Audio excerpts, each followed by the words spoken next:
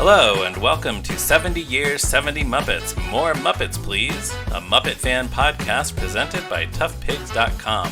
This is the podcast where we celebrate the Muppets' 70th anniversary with a series of spotlights on our favorite Muppet characters, from fan favorites to the most obscure. The Muppet of the Week this week is 80s Robot, performed by Matt Vogel and designed by the special effects company Legacy Effects, making his world debut in 2011 in the movie The Muppets. Hey, here's a fun fact I just learned from Muppet Wiki. Legacy Effects also did the Muppet Man effect in that same movie. How about that? I am this week's host, Ryan Rowe, and I am an 80s human. Now, 80s Robot has had very little screen time, so there's not a lot to say about him. So I just want to make 2 points and ask 2 questions about 80s Robot.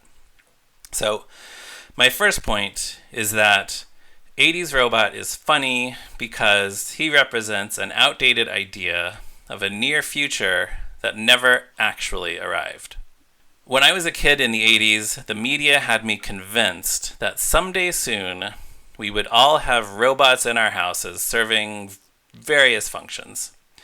My family had a book called The Disney Yearbook 1986 with an article called Hello, I Am Your Robot, that suggested that everyone might someday have their own robot butler. For an early birthday, I received a toy robot called Dingbot that came with a bunch of little maps that looked like blueprints that it could hold in its little robot claws. And as it rolled around my house, I was convinced that it was following the path of the map that it was looking at. And of course there was Rob, short for a robotic operating buddy, the robot that came with the early Nintendo Entertainment System consoles. All of these robots had a pretty similar look. They tended to have heads that looked kind of like binoculars, and they generally got around on wheels, just like 80s Robot. In fact, when the first trailers for the movie The Muppets were released, and we caught our first glimpses of 80s Robot, a lot of us said, hey, who's that robot who looks like Rob? But back to the actual 1980s, only 2 Nintendo games were ever made that worked with Rob, and when I got older and less naive, I realized that my beloved Dingbot was never following those maps, and my family never got our own robot butler like the Disney Yearbook promised me we would. But you know who did have a robot butler? Kermit the Frog. In the reality of the 2011 movie The Muppets, it seems like the Muppets disbanded sometime in the early to mid 1980s. So, if the movie's version of Kermit has been holed up in his mansion since then, it makes sense that he'd be relying on a robot that he bought at that time. By the way, Muppet Wiki notes that the design of 80s Robot seems to have been inspired by Omnibot 2000. And according to the Omnibot Wiki, yes, of course there's an Omnibot Wiki. This was a toy robot released in 1984 with, quote, a built-in computer, cassette tape, wheels for moving, and speakers. So, yeah, that sounds like 80s Robot. So yep, that was my first point. I don't know. Was that a point? Did I just make a point? I don't know, but I'm moving on. The second point I want to make is we see 80s Robot acting as Kermit's chauffeur, essentially acting as the chauffeur for every character in the movie, all the good guys. And in this capacity, 80s Robot is a precursor to the self-driving cars of today, but he's better. I don't know if you live in a city that has these self-driving rideshare vehicles, but they creep me out. I do not like them. There's something so eerie about pulling up next to a car at a traffic light and seeing a passenger in the back seat but nobody in the driver's seat. And I keep reading news stories about how they've been stopping on railroad tracks or locking passengers inside, or they're passing school buses when the buses are letting kids out at their bus stops. So this technology clearly has not been perfected as these driverless cars continue to run amok on our city streets. But with 80s Robot, you don't have any of those problems. He's a robot who can drive a car, but when you look in the driver's seat, you see a cute, friendly little robot, not an empty void. And based on everything we see in the movie, he's an excellent driver. He drives all the way from the US to Paris, France by map without getting lost. And despite being a robot from the 1980s, his modem is apparently able to search for up-to-date driving directions to anywhere the Muppets need to go. By the way, did you ever notice that when they're on their way to find Miss Piggy in France, he says he's using his Minitel to find her? Did you know that Minitel was an interactive online service accessible through telephone lines that was developed in 1982 in France?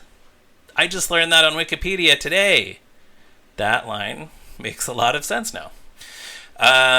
So, yeah, I would feel much safer riding in a car driven by 80s Robot, a character from a Muppet movie who does not exist in real life, than I would in one of those driverless cars that I see on the road in actual real life. They are grody to the max. That was my second point. Now, here's the first of my two questions. Is 80s Robot even a Muppet? Well, we've chosen to include him here in our 70 Years, 70 Muppet series, so that's a point in his favor. You know, we're Muppet fans. We usually know what we're talking about, I think. But he's not made of any traditional Muppet materials like fleece and foam. And as I mentioned, he wasn't designed and built by the Muppet Workshop or Puppet Heap or the Henson Creature Shop. He was designed and built by Legacy Effects. When we at Tough Pigs interviewed Craig Shemin about the Muppets Character Encyclopedia back in 2014, he told us 80s Robot was cut from that book at the last minute, possibly over some concerns that he wasn't Muppety enough. But I don't know, Muppets can be made of all kinds of things.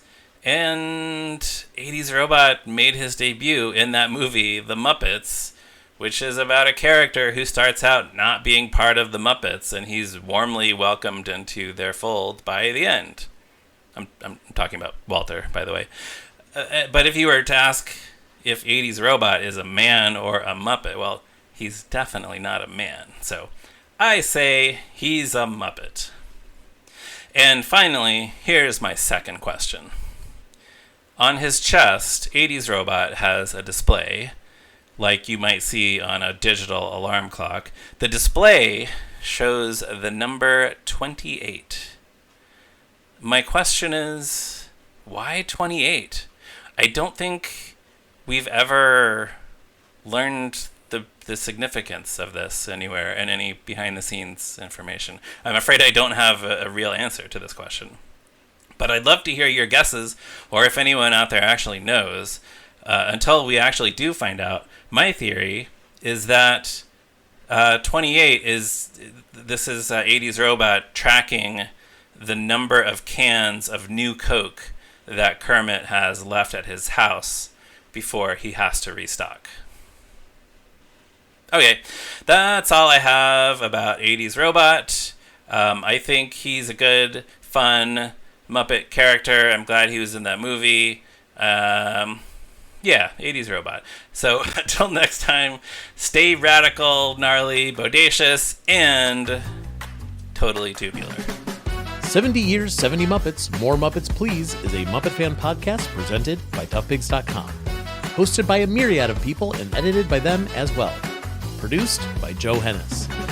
The Muppets 70 logo is used with permission by the Muppet Studio, with thanks to Danny Iglesias, Frank Reifschneider, and Lee Slaughter. Don't forget to follow toughpigs.com on all social media platforms, and you can support us by heading to patreon.com/toughpigs or by buying merchandise at tpublic.com/toughpigs.